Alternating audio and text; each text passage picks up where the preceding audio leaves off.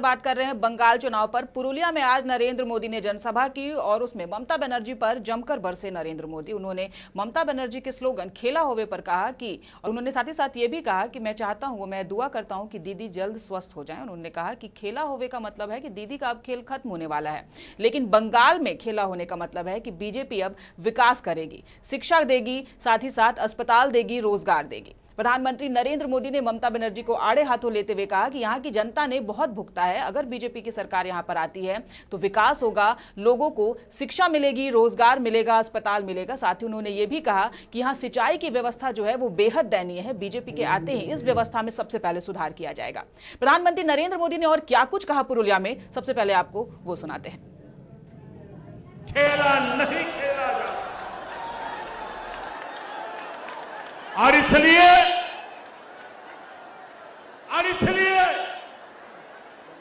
दीदी बोले खेला, बीजेपी बोले चाकरी होवे, दीदी बोले खेला होवे, बीजेपी बोले विकास होवे, दीदी बोले खेला होवे, बीजेपी बोले शिक्षा होवे, दीदी बोले खेला होवे, बीजेपी बोले महिलादेर उत्थान होवे, दीदी बोले खेला होवे, बीजेपी बोले যুব শক্তির সম্পূর্ণ বিকাশ হবে, দিদি বলেন খেলা হবে, বিজেপি বলে সবার পাকা বাড়ি হবে, দিদি বলেন খেলা হবে, বিজেপি বলে প্রত্যেক ঘরে কল হবে, আর কলে পরিষ্কার জল হবে। हमारे साथ हमारे सहयोगी बैजू सिलीगुड़ी से जुड़ चुके हैं। हम बैजू से जानेंगे कि प्रधानमंत्री नरेंद्र मोदी ने जो विकास का सपना जनता को दिखाया है आज, वो कितना सही है और जनता इनके इस वादों पर कितना भरोसा कर पा रही है। बैजू, नरेंद्र मोदी ने आज जनता को विकास का सपना दिखाया है। दीदी के खेला होवे स्लोगन पे कहा है कि दीदी बोलती है कि खेला होवे, लेकिन बीजेपी बोलती है कि विकास होवे, शिक्षा होवे, रोजगार होवे, अस्पताल होवे। कृति, देखो, मैं विधानसभा चुनाव जो करीब आता जा रहा है तो राजनीतिक पार्टियों के अंदर में जो है बयानबाजी का दौर जो है बहुत ज़्यादा बढ़ गया है। मैं आपको बता दूं कि आज पुरुलिया में प्रधानमंत्री नरेंद्र मोदी की सभा थी, तो खड़गपुर और मिदनापुर में ममता बनर्जी की सभा थी, और दोनों ने एक दूसरे पर जो है जिस तरह के बयान दिए हैं वो कहीं न कहीं मतदाताओं को बहुत ज़्यादा प्रभावित करेगा। आज मोदी ने कहा है कि अब चोरी का खेला जो है बंगाल में नहीं चलने वाला है और ममता बनर्जी का काउंटडाउन शुरू हो गया है। वहीं ममता बनर्जी ने कहा है कि बंगाल में हम किसी भी हालत में सांप और बाघ को घुसने नहीं देंगे। अब बंगाल के लोगों से उन्होंने आह्वान किया है कि किसी भी बाहरी व्यक्ति को बंगाल की सत्ता पर ना आने दिया जाए, और उन्होंने बंगाल के जो क्लब है, जो क्लब के आधार पर जो बंगाल में जो राजनीति होती है, उन क्लब के सदस्यों से भी ममता बनर्जी ने कहा है कि अगर भाजपा वाले आपको पैसा देने आते हैं तो आप पैसा ले लीजिए, लेकिन वोट मत डालिएगा। तो कहीं न कहीं जहां एक और भाजपा तृणमूल कांग्रेस को घेरने में लगी हुई है, वहीं दूसरी ओर तृणमूल कांग्रेस भी जो है भाजपा को घेरने में जुटी हुई है। कृति, बैजू, लेकिन ये बड़ा अजीब बयान है कि अगर पैसा देने आते हैं तो आप पैसा ले लीजिए, लेकिन वोट मत दीजिएगा। ये जो बात है, ये जो ममता बनर्जी एक बार नहीं कही है, उन्होंने पूरे बंगाल में जहां भी वो जनसभा कर रही है, अभी चुनाव का जो प्रचार कर रही है, हर मंच पे ममता बनर्जी कह रही है कि अगर भाजपा वाले पैसा देने आते हैं तो आप पैसा ले लो, लेकिन वोट मत डालिएगा।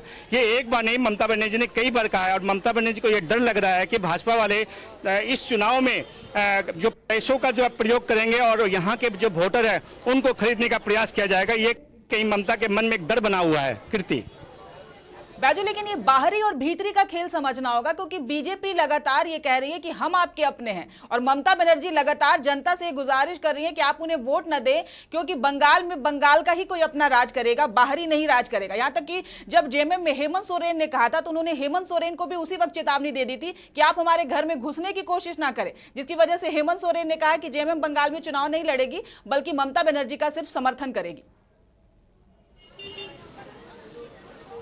देखिए, भारतीय जनता पार्टी एक राष्ट्रीय पार्टी है, लेकिन ममता बनर्जी भाजपा को राष्ट्रीय पार्टी मानने से इनकार करती है, और उनका ये कहना है कि ये भाजपा वाले जो है ये सारे बाहरी लोग हैं, ये दिल्ली के लोग हैं, ये यूपी के लोग हैं, ये बिहार के लोग हैं जो बंगाल में आकर अशांति करना चाहते हैं। तो ममता बनर्जी भाजपा को कभी भी एक राष्ट्रीय पार्टी नहीं मानती है। उनका ये मानना है कि बाहरी लोग आकर जो है बंगाल को अशांत करना चाहते हैं, और ममता बनर्जी जो है बार बार इस बात को दोहरा रही है कि बंगाल में जो हम किसी भी हाल में भाजपा को सत्ता में नहीं आने देंगे, भले इसके लिए कुछ भी हो जाए। उन्होंने कहा है कि मेरा पांव भले ही टूट गया है, लेकिन मैं नहीं टूटी हूं, और मेरा जो संघर्ष जो है ये चलता रहेगा। मेरा जो पांव टूटने के बाद में भी जो दिक्कतें आ रही है उसके बावजूद भी जो है मैं सारी रैलियां करूंगी, जो मेरा पहले से तय प्रोग्राम था सारा प्रोग्राम मैं करूंगी। मैं भाजपा से डरने वाले नहीं हूं, और भाजपा को किसी भी हालत में, बाहरी लोगों को किसी भी हालत में बंगाल के सत्ता में हम नहीं आने देंगे। मैं आपको बता दूं कृति की ममता बनर्जी समय समय पर अपने चुनावी नारों को भी चेंज किया है। अभी इस समय बंगाल में नारा चल रहा है कि बंगाल को चाहिए बंगाल की बेटी, और ममता बनर्जी इस नारे को लेकर पूरे बंगाल में दौरा कर रही है और चुनाव प्रचार कर रही है। कीर्ति बैजू, यहाँ पे सबसे बड़ी बात है कि जनता क्या चाहती है। क्या जनता प्रधानमंत्री नरेंद्र मोदी और बीजेपी के वादों पर भरोसा कर रही है, या फिर ममता बनर्जी ने कल अपना मैनिफेस्टो भी टीएमसी ने जारी किया है और वादों की झड़ी लगाई है, तो उस पर भरोसा कर रही है। जनता क्या चाहती है यहाँ पर यह समझना सबसे जरूरी है। बिल्कुल कृति, देखिए इस समय राज्य की राजनीति में यहाँ की जनता की नज़र जो है पूरे राजनीतिक माहौल पर टिका हुआ है कि भाजपा वाले क्या बोल रहे हैं, तृणमूल कांग्रेस वाले क्या बोल रहे हैं, किस तरह भाजपा तृणमूल को घेरने की कोशिश कर रही है और किस प्रकार तृणमूल कांग्रेस भाजपा को घेरने की कोशिश कर रहे हैं। कल जब जो है तृणमूल कांग्रेस ने अपना चुनावी घोषणा पत्र जारी किया है, उस घोषणा पत्र में जिन 10 बिंदुओं पर जो है ध्यान दिया, ममता बनर्जी ने जो ऐलान किया है, 10 मुख्य ऐसे मुद्दे हैं, उन मुद्दों को लेकर जो है ममता बनर्जी भाजपा को कहीं ना कहीं घेरने की कोशिश में है। उन्होंने कहा है कि बंगाल में जो है हम 1.5 करोड़ लोगों को, गरीब लोगों के घरों तक जो है हम राशन पहुंचाएंगे। उन्होंने विधवाओं को जो है 1000 रुपया भत्ता देने का ऐलान किया है। उन्होंने अपने घोषणा पत्र में जो है महिलाओं के साथ ही साथ जो है युवा वर्ग को जो है आकर्षित करने का काफी प्रयास किया है, और उनकी कोशिश है कि बंगाल के जो युवक हैं इस बार ममता बनर्जी से जुड़े, तृणमूल कांग्रेस से जुड़े, और यही वजह है कि ममता बनर्जी ने कहा है कि साल में हम 5 लाख नौकरियों की व्यवस्था करेंगे, और ये 5 सालों तक चलाएगा। तो उन्होंने बेरोजगारी को लेकर भी एक बहुत बड़ा ऐलान किया है। उन्होंने कई जातियों को जो है ओबीसी की मान्यता देने का ऐलान किया है, जो भाजपा कहती आई है।